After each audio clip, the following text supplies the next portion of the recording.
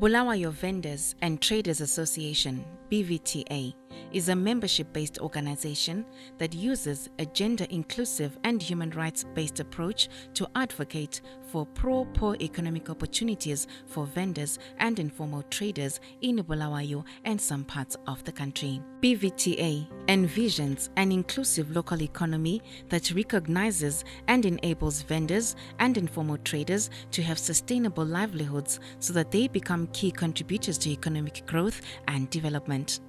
Their work includes identifying existing policy and legal constraints impeding the rights of informal traders as enshrined in the Constitution of Zimbabwe, and uses various strategies such as public dialogue, research papers, and peaceful demonstrations to influence positive policy change. A recent study by the International Monetary Fund titled Shadow Economies Around the World, What Did We Learn Over the Last 20 Years? Has shown that Zimbabwe has the second largest informal sector in the world.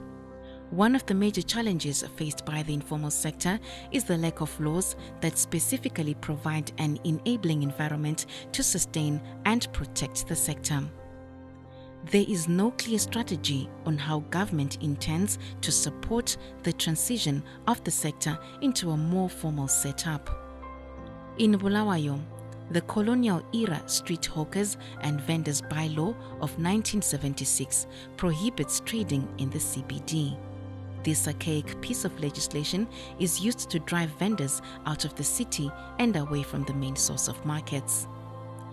In the name of decongesting the city, vending sites are set up away from the CBD and, by extension, away from the human traffic that the vendors thrive on. In any case, many of these spaces created by councils have poor infrastructure and are hardly maintained. As BVTA President notes, the association is a constituted membership organization with a vibrant corporate governance system in place, which is hinged on the active participation of its members. BVTA has been in existence since 2015, September 30. It's a membership-driven organization. It has a board of trustees which looks at the policy aspects of the organization. And then we've also got the secretariat, which looks at the day-to-day management of programs. BVTA undertakes its work through a broad-based interlinked strategy, as explained by Michael Ndiweni, the Executive Director. We help vendors to expand their businesses through, I'll say, three-pronged strategy. One aspect is we are pushing for policy and legal reform so that we have responsive policies that enable people to do their business with minimum hindrance. We are lobbying the local authority to change the institutional complexes or the laws that govern the informal economy, the informal sector, so that it's responsive, it doesn't hinder or prohibit people to trade. For example, if you look at the current law that is being used by Bulawayo City Council, it's a law that was put in 1976, and that law was put during the colonial period when whites prohibited blacks to come to the CBD per se. So we are trying to change those laws, and what we have done is that we've actually submitted a model law to City Council to change that. And the second part is capacity building, where we realize that there is lack of information in terms of understanding issues of financial literacy, issues of human rights, and we are sharing this information, raising awareness, training traders to understand issues that are pertinent to their business. And the last aspect, directly linking to the question that you asked around expanding business, is to provide business support. In this case, we engage the business players to have linkages with traders, and also we are microfinanciers to tailor-make schemes that are going to respond or provide loans to traders. At the same time, also encouraging traders to have their own internal lending and saving schemes as a way of trying to support the expansion of their business. In the 3 years that it has been in existence, BVTA has made great strides in uplifting vendors and informal traders. One of the beneficiaries of the programs speaks about the work of BVTA.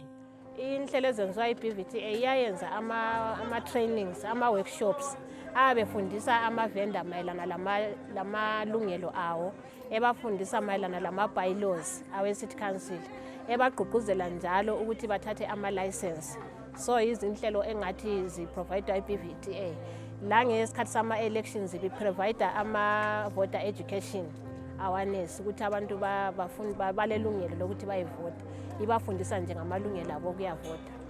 Doreen Selemani speaks about how BVTA has helped her claim her rights. Mina benefite izinto eziningi ku-BVTA. Okokuqala ngabenefita ukuthi bake bandingela i-lawyer. Ngeke ngaba le problem labantu be-City Council beqamula umntanami isandla. Bathi beqamula umntanami isandla lami bambophisa. So i-BVTA yandingela a free lawyer elafika lamele court, and then I won the case yami, ngawina the case yomntwana. Although vendors and traders are a key player in the economy, structural challenges hinder the work that they do. The problem is that there has been exclusive city planning. If you do a research, you find out that the design of the city does not cater for informal traders. They are now an afterthought. So you find that Bulawayo City Council, for example, decides to locate traders somewhere in the outskirts of town. If you know where Highlanders football clubhouse is, along 5th Street and the Masocha, that is where the City Council decided, after realizing that, oh, we have traders, so they have put them there. So that then shows that there isn't any well-thought strategy to include people when they're planning for cities and think about that there are people going to be trading. They need to be having shelves within the CPT. So what we're trying to do now, we are advocating, and we have done model plans working with the local universities and local polytechnics, and we have produced designs that we think we are going to use to engage the local authority to adopt those. And what we have done already, we have moved a step further and identified some markets that are lying idle, and we are negotiating with the City Council so that those markets are converted into the model markets that we have designed. And this needs a lot of work in terms of advocacy, because you are dealing with institutions that have been operating using laws that hinder people to do their business. So we are trying to change the mindset, change the practice, and begin to see application of those new ethos into the mainstream of how the local government is being administered. To reverse the situation, BVTA is involved in active legislative advocacy targeting the bylaws in the city of Bulawayo.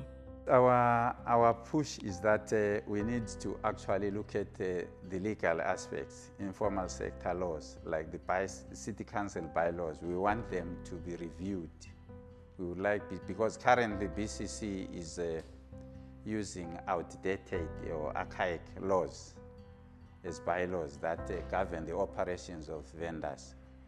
We have actually approached the City Council to submit our own informal sector bylaws, which we think are compatible, are agreeable to present trading conditions.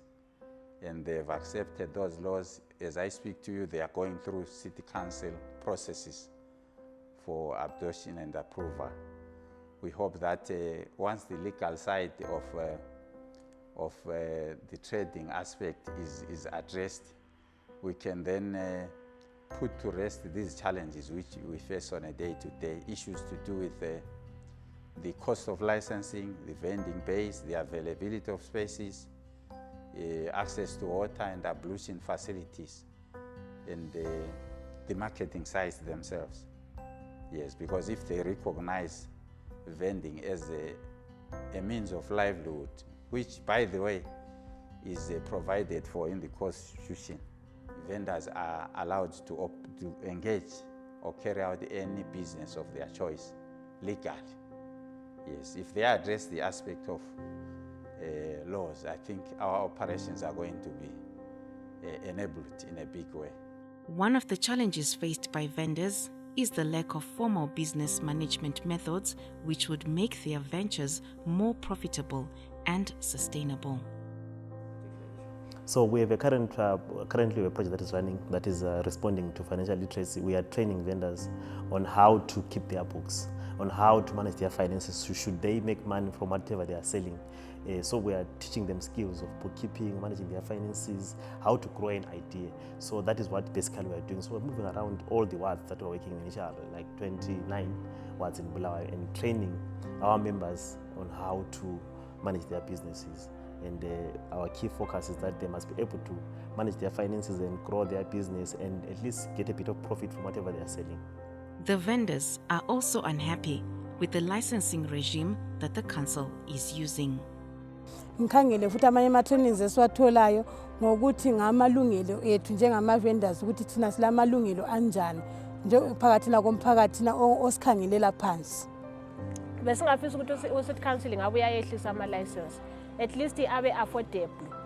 Uhulumende laye futhi asirecognize njengama-vendor, abekwazi ukuthi ama-rights ethu ayanelise ukuthi ayenzeke. Njalo u-city council futhi amende imithetho yakhe esingathi thina ngama-bylaws, ngoba ama-bylaws ka-city council kunjenje abe elezinto okumele ukuthi singazithengisi, okuyizona zinto oyabe ubona ukuthi nxa ungathengisa lokhuyana yizinto ezile-profit. So eminye imithetho ye-city council ngingathi thina iyasibandezela, iyasi-oppressa. Kuyafana nale mithetho kahulumende. Eminingi yakhona njengama-vendor lama-traders iyabe isi-oppressa, isincindezela kakhulu. Okungangokuthi siyafisa ukuthi ngawo uhulumende uyafaka imithetho asi-include lathi njengama-vendors, asibale ukuthi lathi ama-rights ethu siwabone esebenza ngendlela efaneleyo. U-city council ayehlisa ama-licenses ukuze sanelise ukuthi sibhadale. Yeah, the challenges that we have faced in fulfilling our mandate is that city council licenses are very expensive. And hence, you find that most of the people are unable to renew their licenses because of the cost of licenses. And besides the cost of licenses, we have challenges that the city council has got one central office only which does licensing. And we have been agitating and advocating for council to decentralize the licensing office to the different wards, the 29 wards that exist in BCC. These are some of the challenges, and hence you find that the operations in the vending sites and various places from where they work, there is a lot of harassment from other vendors who are not licensed, and these people attract the intervention of the municipal police, which then disturbs the free flow of business for those who are licensed. BVTA has provided a collective umbrella for vendors to carry out their advocacy efforts.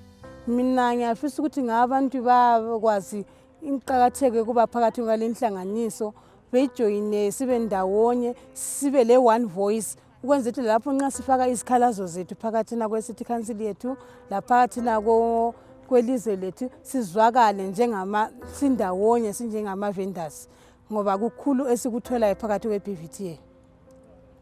Abantu abaningi kumele babekwazi ukuthi i-BVTA ukuthi ize yanelise ukuthi isebenzele abantu, yikuthi abantu siyisupport, siyincedise layo enhlelweni zayo khona khona ukuthi yona i-BVTA engathi iyenza esingathi thina i-advocacy, iyasimela thina ema-ofisini. Ngokunjalo ingeke ikwanise ukuthi simele iyodwa kungela support yethu. So engakukhuthaza abantu ukuthi siyisekele lathi i-BVTA. Abangajoyinanga babekwazi ukuthi bayijoyine i-BVTA. Singayijoyina ngobunengi khona kade ngikutsho ngaphambilini ukuthi a voice of many is better than a voice of one. BVTA is grateful for the support it has received from partners, and efforts are underway to mobilize more resources. We have partners that we're working with. I wouldn't want to disclose them, but we're working with partners who believe in our cause, who believe in open societies, who believe in supporting marginalized communities to also have a voice. So we are getting funding from a number of partners who are supporting us, but that funding may not be enough because you find that if a partner says, work in 3 wards, that's what we can afford for now. So we need then to expand and escalate our work and ensure that we almost cover all the wards. Like I was saying earlier on that we are covering 29 wards. You may find that we do one workshop for about a group of 10 people and we go to another ward. So you have we have members of around 2,000. So you find that in per ward maybe we have 200 people that you have in a ward. So you trade about 15-10, and then the rest you have to wait for another tranche that you get from another partner who is coming from elsewhere to support that we're doing.